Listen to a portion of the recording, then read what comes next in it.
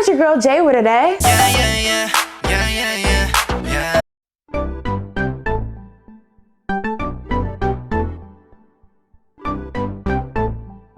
So as many of you already know, Girls' Generation member Tiffany is currently in hot water due to her use of the rising sun flag on Snapchat on August 15th. For those of you who want more background on the story, you can click here for the video of my first coverage on it. Anyway, since then, things haven't been looking very good for her. After an initial push from viewers, the show Slam Dunk Unnies announced that they would be removing her from the cast. There were also some issues with the company IPKNA, a makeup brand that Tiffany has been the spokesmodel for 3 years. The brand recently announced that they'd be unveiling a new spokesmodel very soon, so of course people assumed they'd given Tiffany the boot following her scandal. However, the brand claims that this is all just a coincidence, stating, "The change in endorsement models is not due to Tiffany's situation. Her contract expired and we selected a new model a month ago. Filming with this new model started last month. The change in controversy's timing is just coincidental." Now, personally, while I can believe that her contract expiring and then picking a new model and this controversy were all just a coincidence, I have to admit, I find it a bit hard to believe it's just a coincidence that they start teasing this new model right when having Tiffany associated in any way to them might cause harm to the brand. Either way, fans who are upset at the news started the hashtag #UnfollowIPKN to boycott the brand. Now, in my opinion, whether, the brand has been with Tiffany for 1 year or 3 years or 5,000 years, it's kind of their prerogative, if indeed they did drop her because they saw her as harmful to their brand, to drop her, because at the end of the day, it was Tiffany's mistake, and if that would have ended up influencing the brand's either Slam Dunk Unnies or this IPKN brand in any way, it wouldn't really be fair to them. So if they choose to not stand beside her, I feel like that is their prerogative. And while I can see why fans are upset, at the end of the day, it's the company's decision. And if you don't have stocks in that company, and if you don't have any, stake in that company at all, of course you're not really gonna care and be looking at the bigger picture. Now, lastly, but not leastly, things in the SNSD versus Jessica world were once again stirred up when Jessica used the I Love Soul filter on Snapchat this week. Many assumed that this was direct shade at Tiffany's use of the rising sun flag filter, as well as Jessica trying to use this as an opportunity to maybe appeal to people in Korea who kind of started to see her in a negative light after her removal from SNSD. However, her fans quickly clapped back, pointing out that she had used the filter before and the whole thing was merely, coincidental timing. Now, this whole alleged shade war between SNSD and Jessica has been going on since 2014, and I feel like after all this, what it's kind of taught me is that people will pretty much see what they want to see. And by that I mean, I just found it a bit hypocritical that back when Tiffany was making headlines, when she posted a picture to Instagram that had Jessica's picture cropped out to celebrate 9 years of SNSD, there are a lot of people who are giving her the benefit of the doubt, saying it was just a coincidence, she wasn't trying to be shady, and some of those same people are now claiming that Jessica knew what she was doing, she was purposely trying to be rude, she's so mean and horrible, and vice versa. A lot of people who are accusing Tiffany of being malicious are now giving Jessica the benefit of the doubt and saying, her life doesn't revolve around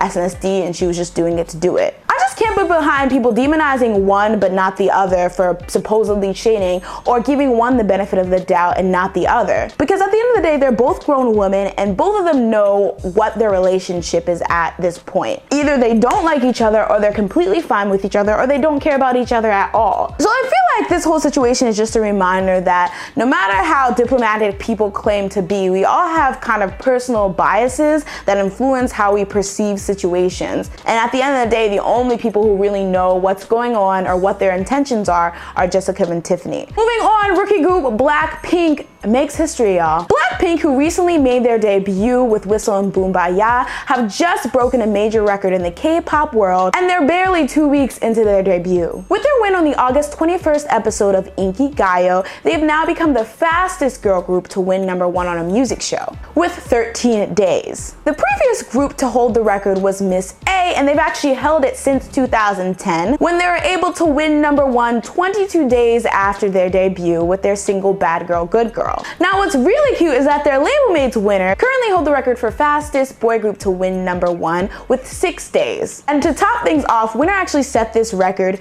2 years ago on the exact same day. Now, although some are celebrating this feat, others are too concerned with YG's promotional tactics to celebrate, as many fans have been criticizing YG's lack of promotions for the girls thus far. Their real only activities at this point have been 2 performances on Inkigayo, although there has been a video going around of the girls being filmed while leaving the YG building, but we haven't really gotten anything confirmed. This falls under the overall criticism YG tends to get, that they give the Big Bang treatment to groups in their company who haven't reached Big Bang status yet. Basically what that means is that Big Bang is such a huge and legendary group that when they come out with something, they don't really have to do the whole variety show and even music show promotion stick, because they've already curated a very loyal and stable fan base and high recognition with the public. And as we've seen with the hiatus that they took from 2012 to 2015, they can even go long periods of time and still come back with full impact. Now, while this is risky to do with new groups, it's because they're still in that stage of stabilizing things. So even if they have one hit, that doesn't secure that people will always be checking for them or people will be interested next time they come around. So it's important that while they're in the public eye and while they're gaining a lot of success,